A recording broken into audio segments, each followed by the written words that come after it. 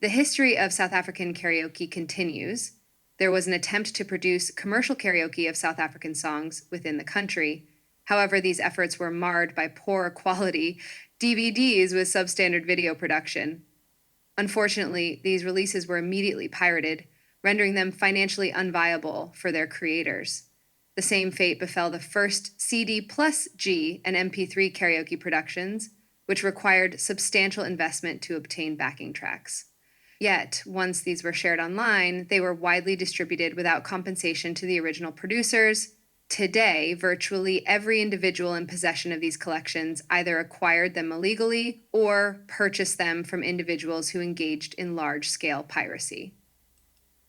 When one of the major karaoke companies of the time was approached to consider producing South African karaoke content, the response was unequivocal: "We are not interested in the African market."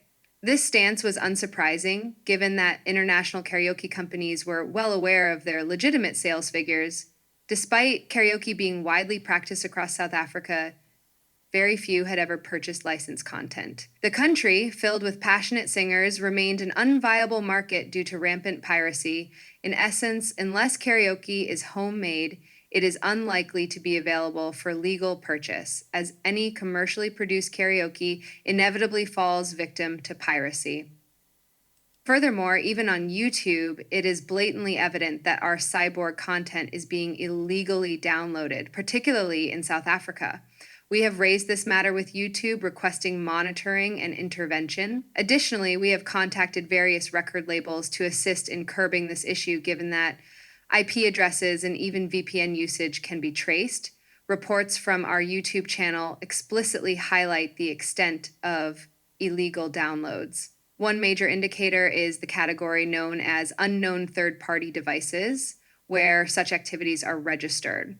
More tellingly, South Africa's average watch time per view is significantly lower than that of other countries. While viewers elsewhere average well over 2 minutes per video, in South Africa the figure is less than 1.5 minutes. This discrepancy is due to illegal downloads not contributing to watch time, thereby skewing the statistics. If anyone wonders why we have ceased creating additional Afrikaans content, this is the answer. We are now actively seeking to track down those engaging in these illicit practices. This behavior is the reason Afrikaans and South African karaoke content remains scarce, and unless attitudes change, it will continue to be so. If such practices persist, South Africans will never benefit from karaoke made especially for them.